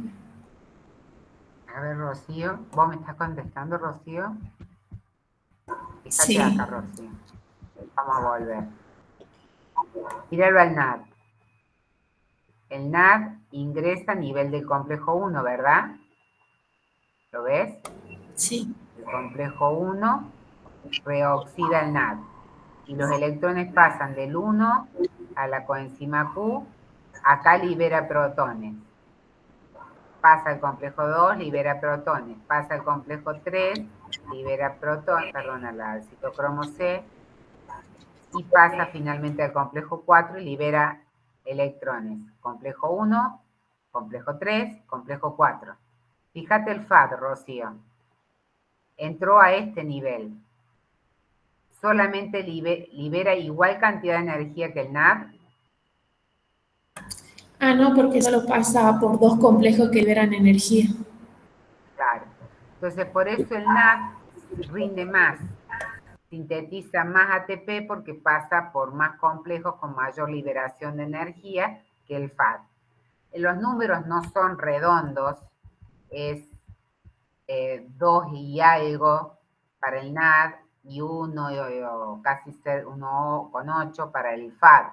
Nosotros directamente redondeamos a 3 y a 2 para que cuando ustedes más adelante cuando hagan, ahora no me sale la palabra, pero rendimiento energético de los metabolismos, trabajen con números enteros. Como fosforilación a nivel de sustrato, les doy simplemente un ejemplo que ustedes van a ver muchísimos cuando vean los metabolismos. Acá tenemos no hace falta que lo sepan ahora, succinilcoenzima A, una molécula que tiene un enlace de alta energía, que es este que está acá. Generalmente los enlaces de alta energía se representan como si fuese una onda, ¿no? Por supuesto, este es un enlace de alta energía porque tienen el azufre muy electronegativo, el grupo de la coenzima A, el oxígeno, entonces hay una fuerte interacción entre estos grupos atómicos que hace que para que se mantengan unidos el enlace tenga mucha energía. Cuando el compuesto es degradado a succinato, es decir, se elimina la coenzima A, esa energía que se libera puede ser utilizada para la síntesis, en este caso de GTP, que es también como el ATP un reservorio energético, y se libera coenzima A. En este caso, cuando hablamos de fosforilación a nivel de sustrato, se utiliza directamente la liberación energética de un enlace para sintetizar ATP y no participa en la cadena respiratoria. Entonces, fosforilación a nivel de sustrato es cuando un sustrato libera energía y se sintetiza GTP, que después se puede transformar en ATP, o se sintetiza ATP. No participa en la cadena respiratoria. El GTP y el ADP son intercambiables, es decir, el GTP se puede, no intercambiables, sino interconvertibles. El GTP puede reaccionar con ADP para formar GDP más ATP. ¿Cómo vamos de tiempo, Rubén? 11:46. Bien, quedan 14 minutos. Existen inhibidores de la cadena respiratoria. Algunos inhibidores pueden actuar a nivel del complejo 1, del complejo 3 o del complejo 4. En el caso del complejo 1, como lo ven acá, puede ser rotenona y amital, que es un veneno importante para peces, pero no para humanos. A nivel del complejo 2, algunos antibióticos y otros compuestos, pero nos vamos a centrar a nivel del complejo 3. Por ejemplo, el cianuro de sodio, o de potasio, acá está puesto, y el monóxido de carbono. El monóxido de carbono siempre vemos noticias a comienzos del invierno de casos de muerte por intoxicación con monóxido de carbono, por estufas o por aparatos o calefones que no tienen un buen tiraje y que se acumula el monóxido de carbono, no tiene olor, la persona se va durmiendo lentamente hasta que muere, ¿no? ¿Por qué muere? Porque inhibe el complejo 4 de la cadena respiratoria. Es decir, si se inhibe el complejo 1, no es tan grave porque todavía sigue actuando el complejo 2, ¿se dan cuenta? Compuestos que inhiben todavía sigue actuando el complejo 2, bien digo, que es el que va a reducir el FAD. Es decir, que esta vía del FAD sigue ocurriendo. En el caso del complejo 3, los compuestos que se han desarrollado son en general antibióticos que están más diseñados para inhibir el complejo 3 de bacterias o de microorganismos que el complejo 3 del hombre. Pero en el caso del complejo 4, ¿qué piensas, Valentina, vos que sucede? ¿Por qué ocurre la muerte? Porque si se inhibe el complejo 4, que es donde se forma, como que no se va a activar el oxígeno, digamos. Muy bien. El motivo por el cual nosotros inspiramos e incorporamos oxígeno es para que el oxígeno termine acá, en la cadena respiratoria. Si este complejo se inhibe, puede seguir transportándose electrones en la cadena respiratoria. Si este complejo está inhibido, digamos, una vez que transportó la primera red, ¿cómo? No, porque no va a atraer a los electrones. Claro, es decir, cuando se inhibe este complejo, no tiene sentido que los electrones sigan pasando. ¿Por qué? Porque va a haber translocación de protones una sola vez y no se va a poder formar ATP, porque si no se forma ATP, todo el sistema se detiene. ¿Se dan cuenta? Los protones no pueden salir por el complejo 1 ni el complejo 3, no hay pasaje de electrones. Si no hay protones en el espacio intermembrana que luego pasen por la partícula submitocondrial y sinteticen ATP, y la mayor cantidad de ATP se sintetiza por este sistema, el organismo vive poco porque no tiene energía para que el corazón pueda latir, por ejemplo. ¿Se dan cuenta? Entonces, estos compuestos como el cianuro o el monóxido de carbono que están inhibiendo el último complejo de la cadena respiratoria son mortales y a dosis no muy altas.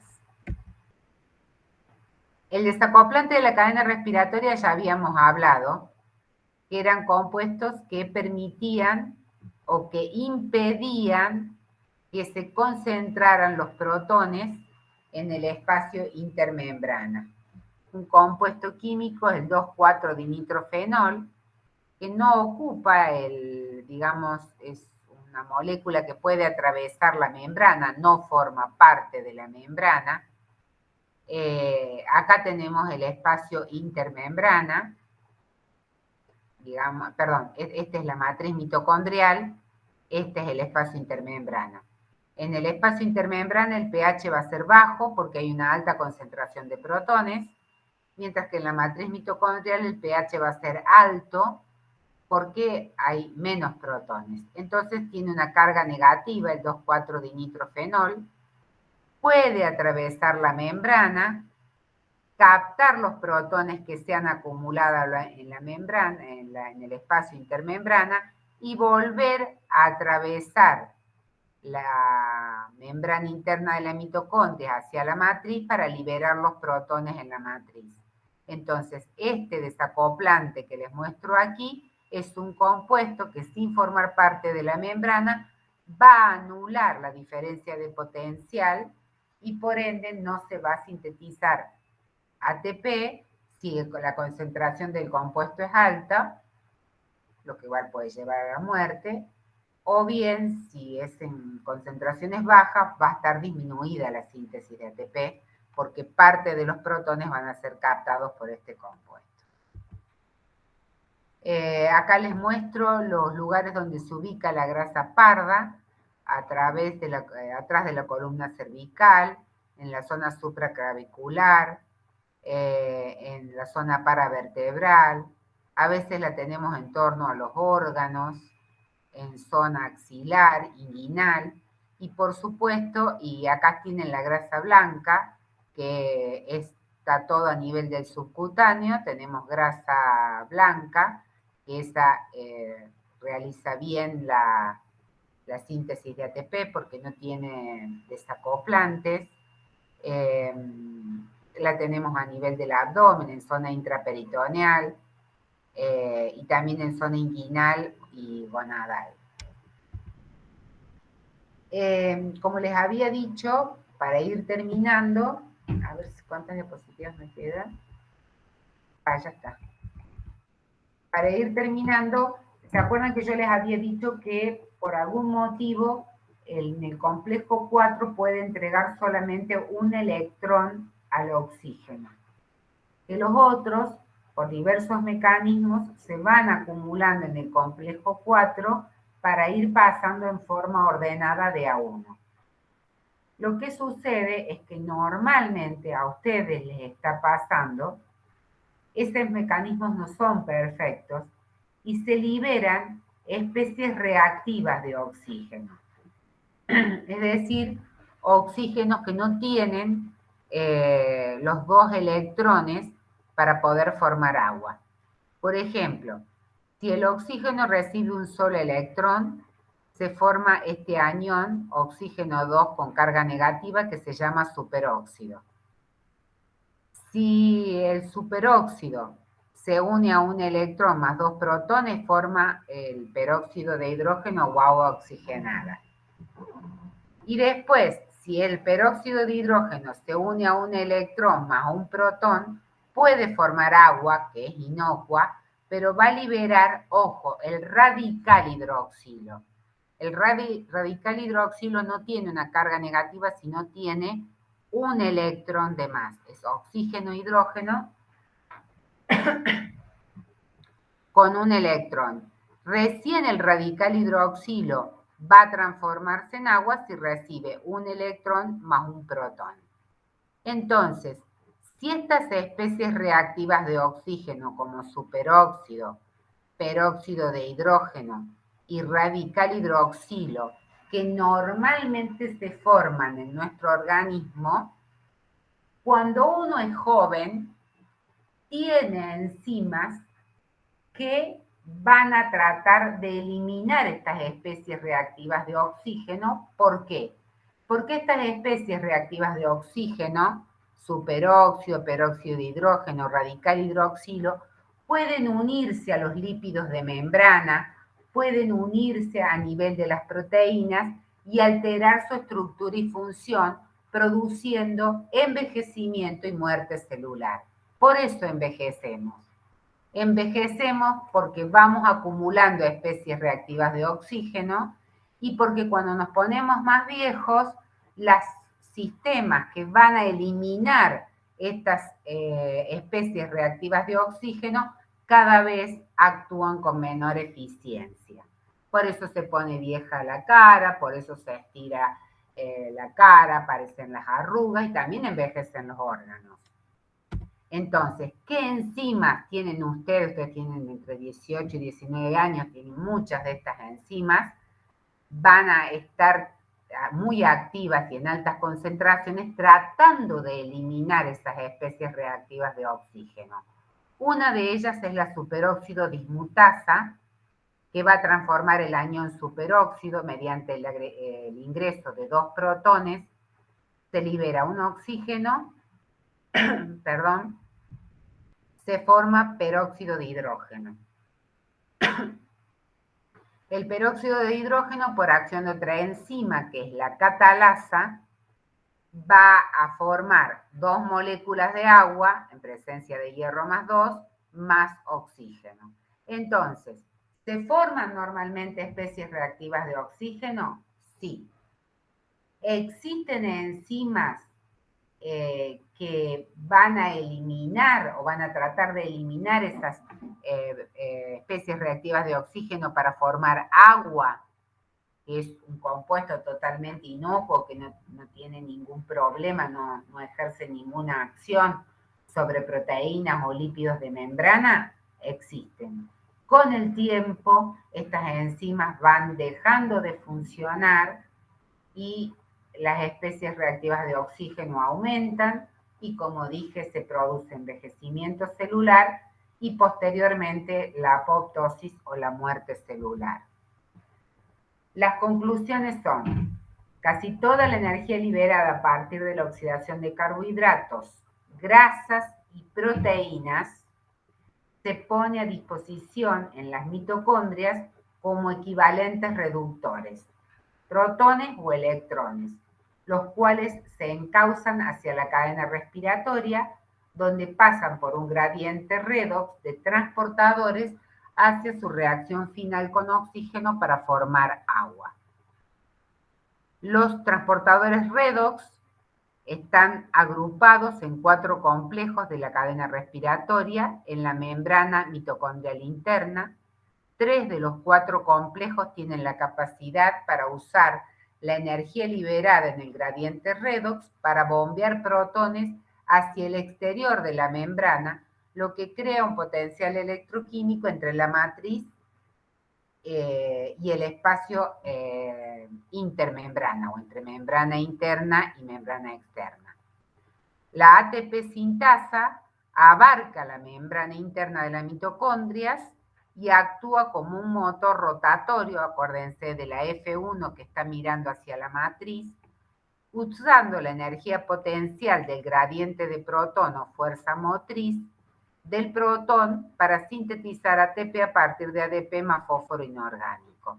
De este modo, la oxidación está estrechamente acoplada a la fosforilación para satisfacer las necesidades energéticas de las células.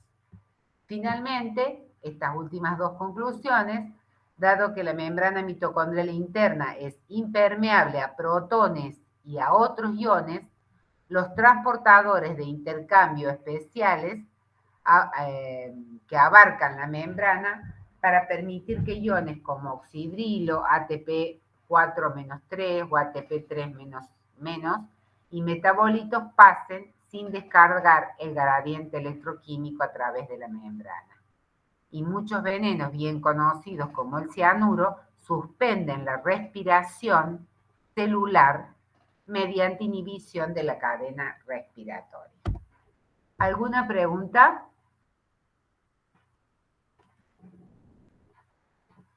Sí, profe, a mí me quedó una duda.